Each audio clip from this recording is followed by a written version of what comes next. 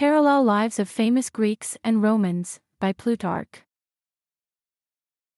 When he made his entry into Ephesus, the women met him dressed up like bacchantes, and the men and boys like satyrs and fauns, and throughout the town nothing was to be seen but spears wreathed about with ivy, harps, flutes, and psalteries, while Antony in their songs was Bacchus the giver of joy and the gentle. And so indeed he was to some, but to far more the devourer and the savage, for he would deprive persons of worth and quality of their fortunes to gratify villains and flatterers, who would sometimes beg the estates of men yet living, pretending they were dead, and, obtaining a grant, take possession. He gave his cook the house of a Magnesian citizen, as a reward for a single highly successful supper, and, at last, when he was proceeding to lay a second whole tribute on Asia, Hybrias, speaking on behalf of the cities, took courage, and told him broadly, but aptly enough for Antony's taste, "If you can take 2 yearly tributes, you can doubtless give us a couple of summers, and a double harvest time," and put it to him in the plainest and boldest way, that Asia had raised 200,000 talents for his service. If this has not been paid to you, ask your collectors for it. If it has, and is all gone, we are ruined men. These words touched Antony to the quick, who was simply ignorant of most things that were done in his name, not that he was so indolent, as he was prone to trust frankly in all about him. For there was much simplicity in his character. He was slow to see his faults, but, when he did see them, was extremely repentant, and ready to ask pardon of those he had injured, prodigal in his acts of reparation, and severe in his punishments, but his generosity was much more extravagant than his severity. His raillery was sharp and insulting, but the edge of it was taken off by his readiness to submit to any kind of repartee, for he was as well contented to be rallied, as he was pleased to rally others. And this freedom of speech was, indeed, the cause of many of his disasters. He never imagined that those who used so much liberty in their mirth would flatter or deceive him in business of consequence, not knowing how common it is with parasites to mix their flattery with boldness, as confectioners do their sweetmeats with something biting, to prevent the sense of satiety. Their freedoms and impertinences at table were designed expressly to give to their obsequiousness in council the air of being not complaisance, but conviction. Such being his temper, the last and crowning mischief that could befall him came in the love of Cleopatra, to awaken and kindle to fury passions that as yet lay still and dormant in his nature, and to stifle and finally corrupt any elements that yet made resistance in him, of goodness and a sound judgment. He fell into the snare thus.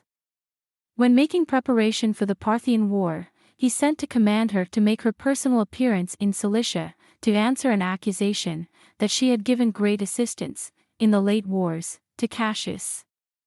Dellius, who was sent on this message, had no sooner seen her face, and remarked her adroitness and subtlety in speech, but he felt convinced that Antony would not so much as think of giving any molestation to a woman like this. On the contrary, she would be the first in favor with him.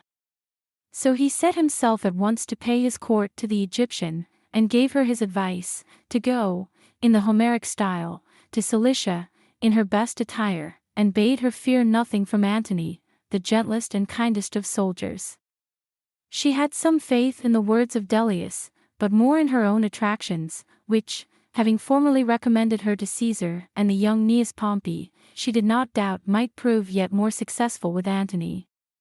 Their acquaintance was with her when a girl, young, and ignorant of the world, but she was to meet Antony in the time of life when women's beauty is most splendid, and their intellects are in full maturity. She made great preparation for her journey, of money, gifts, and ornaments of value, such as so wealthy a kingdom might afford, but she brought with her her surest hopes in her own magic arts and charms. She received several letters, both from Antony and from his friends, to summon her, but she took no account of these orders, and at last, as if in mockery of them, she came sailing up the river Cydnus, in a barge with gilded stern and outspread sails of purple, while oars of silver beat time to the music of flutes and fifes and harps. She herself lay all along, under a canopy of cloth of gold, dressed as Venus in a picture, and beautiful young boys, like painted Cupids, stood on each side to fan her. Her maids were dressed like sea nymphs and graces, some steering at the rudder, some working at the ropes. The perfumes diffused themselves from the vessel to the shore, which was covered with multitudes, part following the galley up the river on either bank, part running out of the city to see the sight. The marketplace was quite emptied, and Antony at last was left alone sitting upon the tribunal, while the word went through all the multitude, that Venus was come to feast with Bacchus, for the common good of Asia. On her arrival, Antony sent to invite her to supper. She thought it fitter he should come to her, so, willing to show his good humor and courtesy, he complied, and went. He found the preparation to receive him magnificent beyond expression, but nothing so admirable as the great number of lights, for on a sudden there was let down altogether so great a number of branches with lights in them so ingeniously disposed, some in squares, and some in circles, that the whole thing was a spectacle that has seldom been equalled for beauty. The next day, Antony invited her to supper, and was very desirous to outdo her as well in magnificence as contrivance, but he found he was altogether beaten in both, and was so well convinced of it, that he was himself the first to jest and mock at his poverty of wit, and his rustic awkwardness.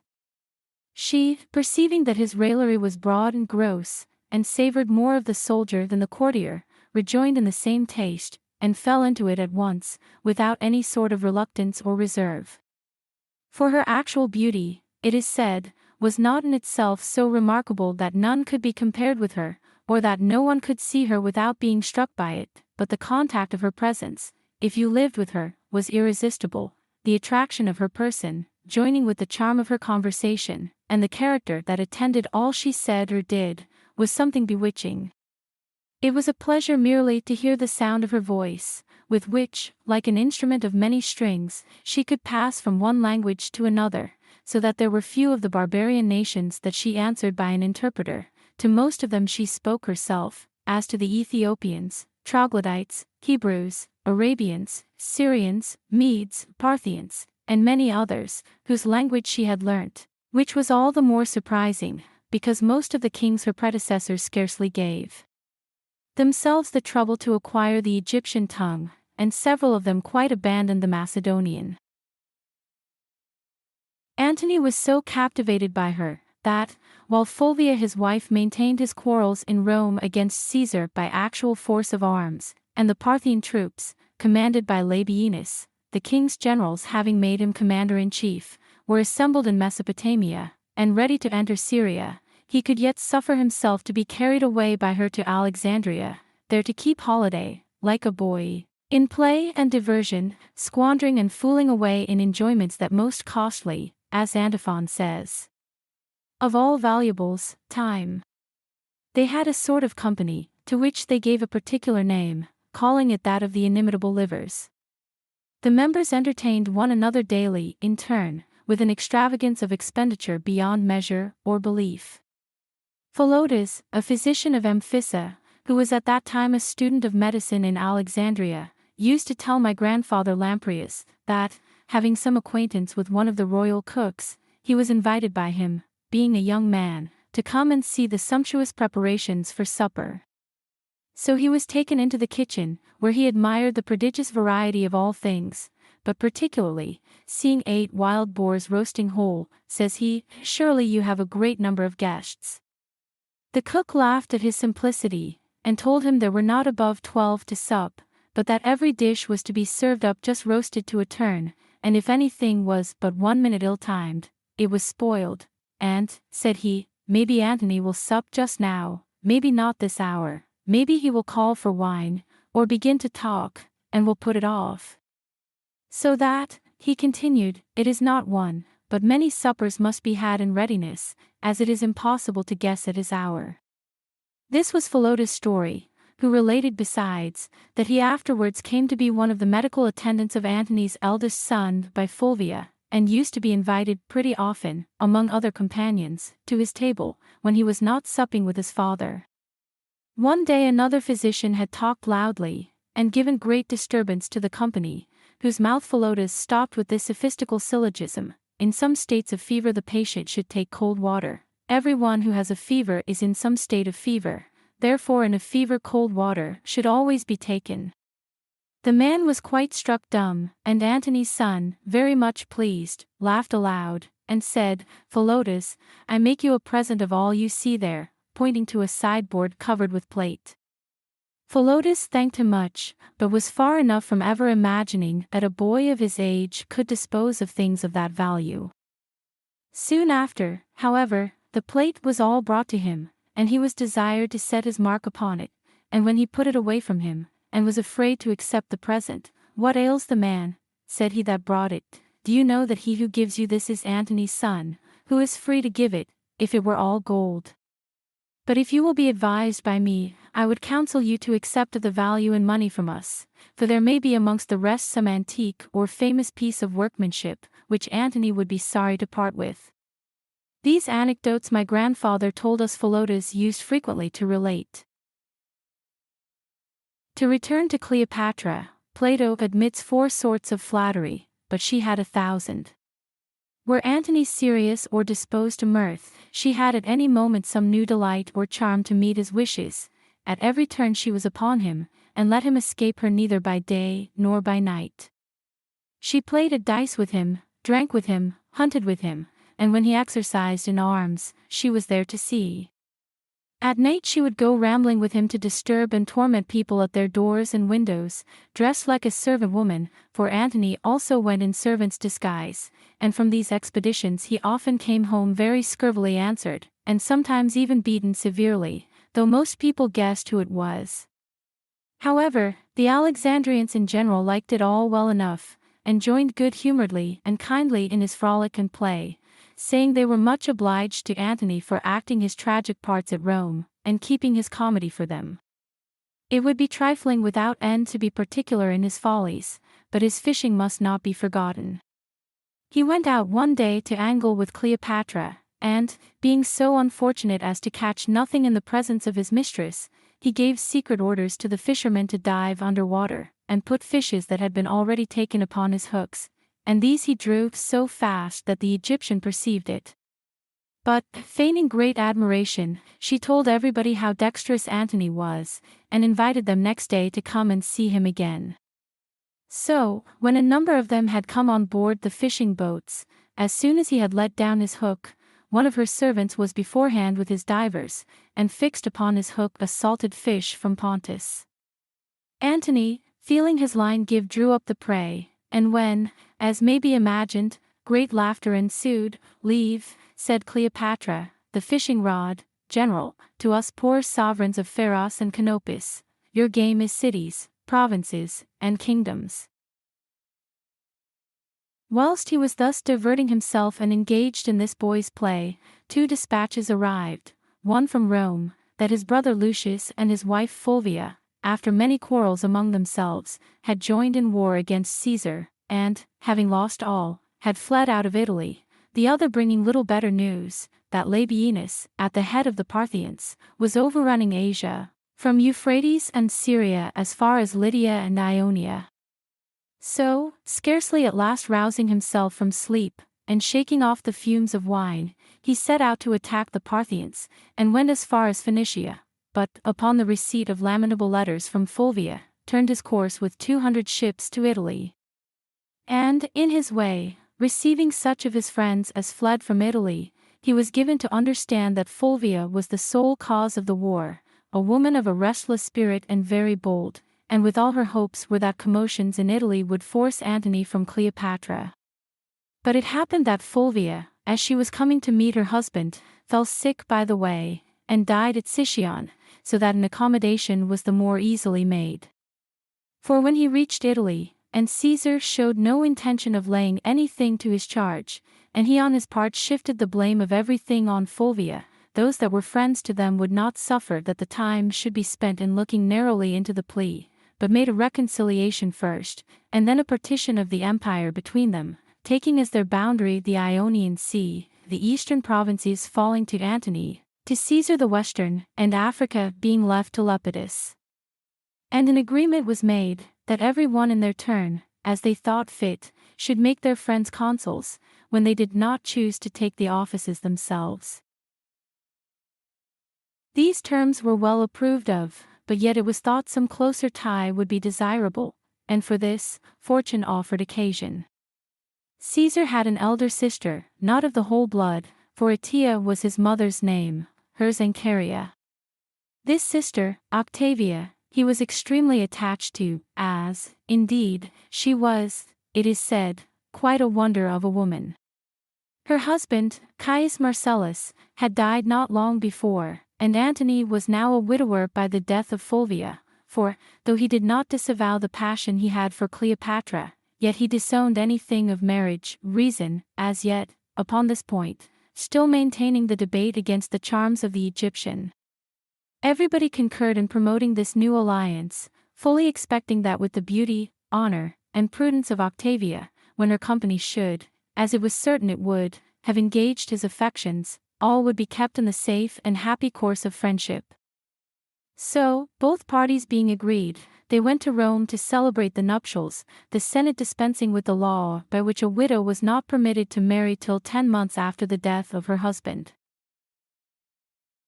Sextus Pompeius was in possession of Sicily, and with his ships, under the command of Menas, the pirate, and Menecrates, so infested the Italian coast, that no vessels durst venture into those seas.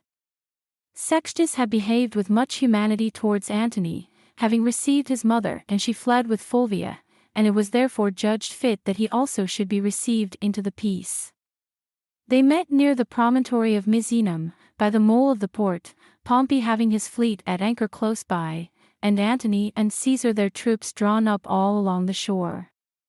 There it was concluded that Sextus should quietly enjoy the government of Sicily and Sardinia, he conditioning to scour the seas of all pirates, and to send so much corn every year to Rome. This agreed on, they invited one another to supper, and by lot it fell to Pompey's turn to give the first entertainment, and Antony, asking where it was to be, there, said he, pointing to the admiral galley, a ship of 6 banks of oars, that is the only house that Pompey is heir to of his fathers. And this he said, reflecting upon Antony, who was then in possession of his father's house. Having fixed the ship on her anchors, and formed a bridgeway from the promontory to conduct on board of her, he gave them a cordial welcome. And when they began to grow warm, and jests were passing freely on Antony and Cleopatra's loves, Menas, the pirate, whispered Pompey in the ear, "Shall I," said he, "cut the cables, and make you master not of Sicily only and Sardinia, but of the whole Roman Empire?" Pompey, having considered a little while, returned him answer, "Menas, this might have been done without acquainting me, now we must rest content, I do not break my word." And so, having been entertained by the other two in their turns, he set sail for Sicily. After the treaty was completed, Antony dispatched Ventidius into Asia, to check the advance of the Parthians, while he, as a compliment to Caesar, accepted the office of priest to the deceased Caesar. And in any state affair and matter of consequence, they both behaved themselves with much consideration and friendliness for each other.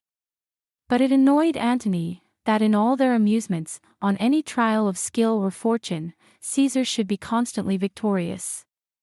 He had with him an Egyptian diviner, one of those who calculate nativities, either to make his court to Cleopatra, or that by the rules of his art he found it to be so, openly declared to him, that though the fortune that attended him was bright and glorious, yet it was overshadowed by Caesar's, and advised him to keep himself as far distant as he could from that young man, "For your genius," said he, "dreads his. When absent from him yours is proud and brave, but in his presence unmanly." And dejected, and incidents that occurred appeared to show that the Egyptians spoke truth. For whenever they cast lots for any playful purpose, or threw dice, Antony was still the loser, and repeatedly, when they fought gamecocks or quails, Caesar's had the victory. This gave Antony a secret displeasure, and made him put the more confidence in the skill of his Egyptian. So, leaving the management of his home affairs to Caesar, he left Italy, and took Octavia, who had lately borne him a daughter, along with him into Greece. Here, whilst he wintered in Athens, he received the first news of Ventidius' successes over the Parthians, of his having defeated them in a battle, having slain Labienus and Pharnapates, the best general their king, Hyrodes, possessed. For the celebrating of which he made a public feast through Greece, and for the prizes which were contested at Athens he himself acted as steward, and, leaving at home the ensigns that are carried before the general, he made his public appearance in a gown and white shoes, with the steward's wands marching before, and he performed his duty in taking the combatants by the neck, to part them, when they had fought enough. When the time came for him to set out for the war, he took a garland from the sacred olive, and, in obedience to some oracle, he filled a vessel with the water of the clepsydra, to carry along with him. In this interval, Pacorus, the Parthian king's son, who was marching into Syria with a large army, was met by Ventidius, who gave him battle in the country of Serestica, slew a large number of his men, and Pacorus among the first.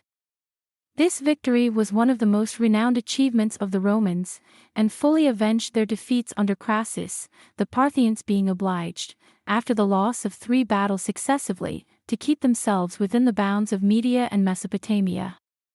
Ventidius was not willing to push his good fortune further, for fear of raising some jealousy in Antony, but, turning his arms against those that had quitted the Roman interest, he reduced them to their former obedience. Among the rest, he besieged Antiochus, king of Commagene, in the city of Samosata, who made an offer of 1,000 talents for his pardon, and a promise of submission to Antony's commands. But Ventidius told him that he must send to Antony, who was already on his march, and had sent word to Ventidius to make no terms with Antiochus, wishing that at any rate this one exploit might be ascribed to him, and that people might not think that all his successes were won by his lieutenants. The siege, however, was long protracted, for when those within found their offers refused, they defended themselves stoutly, till, at last, Antony, finding he was doing nothing, in shame and regret for having refused the first offer, was glad to make an accommodation with Antiochus for 300 talents. And, having given some orders for the affairs of Syria, he returned to Athens, and, paying Ventidius the honors he well deserved, dismissed him to receive his triumph. He is the only man that has ever yet triumphed for victories obtained over the Parthians. He was of obscure birth, but, by means of Antony's friendship, obtained an opportunity of showing his capacity, and doing great things, and his making such glorious use of it gave new credit to the current observation about Caesar and Antony, that they were more fortunate in what they did by their lieutenants than in their own persons. For Saucius, also, had great success, and Canidius, whom he left in Armenia, defeated the people there, and also the kings of the Albanians and Iberians, and marched victorious as far as Caucasus, by which means the fame of Antony's arms had become great among the barbarous nations. He, however, once more, upon some unfavorable stories, taking offense against Caesar, set sail with 300 ships for Italy, and, being refused admittance to the port of Brundusium, made for Tarentum. There his wife Octavia, who came from Greece with him, obtained leave to visit her brother, she being then great with child, having already borne her husband a second daughter, and as she was on her way, she met Caesar, with his 2 friends Agrippa and Maecenas, and, taking these 2 aside, with great entreaties and lamentations she told them, that of the most fortunate woman upon earth, she was in danger of becoming the most unhappy, for as yet every one's eyes were fixed upon her as the wife and sister of the 2 great commanders, but, if rash counsels should prevail, and war ensue, I shall be miserable, said she, without redress, for on what side soever victory falls, I shall be sure to be a loser. Caesar was overcome by these entreaties, and advanced in a peaceable temper to Tarentum, where those that were present beheld a most stately spectacle, a vast army drawn up by the shore, and as great a fleet in the harbor, all without the occurrence of any act hostility, nothing but the salutations of friends, and other expressions of joy and kindness, passing from one armament to the other. Antony first entertained Caesar, this also being a concession on Caesar's part to his sister, and when at length an agreement was made between them, that Caesar should give Antony 2 of his legions to serve him in the Parthian war, and that Antony should in return leave with him 100 armed galleys, Octavia further obtained of her husband, besides this, 20 light ships for her brother, and of her brother, 1,000 foot for her husband. So, having parted good friends, Caesar went immediately to make war with Pompey to conquer Sicily. And Antony, leaving in Caesar's charge his wife and children, and his children by his former wife Fulvia, set sail for Asia. But the mischief that thus long had lain still, the passion for Cleopatra, which better thoughts had seemed to have lulled and charmed into oblivion, upon his approach to Syria, gathered strength again, and broke out into a flame. And, in fine, like Plato's restive and rebellious horse of the human soul, flinging off all good and wholesome counsel, and breaking fairly loose, he sends Fonteius Capito to bring Cleopatra into Syria. To whom at her arrival he made no small or trifling present: Phoenicia, Coele Syria, Cyprus, great part of Cilicia, that side of Judea which produces balm, that part of Arabia where the Nabateans extend to the outer sea, profuse gifts, which much displeased the Romans. For, although he had invested several private persons in great governments and kingdoms, and bereaved many kings of theirs, as Antigonus of Judea, whose head he caused to be struck off, the first example of that punishment being inflicted on a king, yet nothing stung the Romans like the shame of these honors paid to Cleopatra. Their dissatisfaction was augmented also by his acknowledging as his own the twin children he had by her, giving them the name of Alexander and Cleopatra, and adding, as their surnames, the titles of Sun and Moon. But he, who knew how to put a good color on the most dishonest action, would say, that the greatness of the Roman Empire consisted more in giving than in taking kingdoms, and that the way to carry noble blood through the world was by begetting in every place a new line and series of kings. His own ancestor had thus been born of Hercules. Hercules had not limited his hopes of progeny to a single womb, nor feared any law like Solon's or any audit of procreation, but had freely let nature take her will in the foundation and first commencement of many families.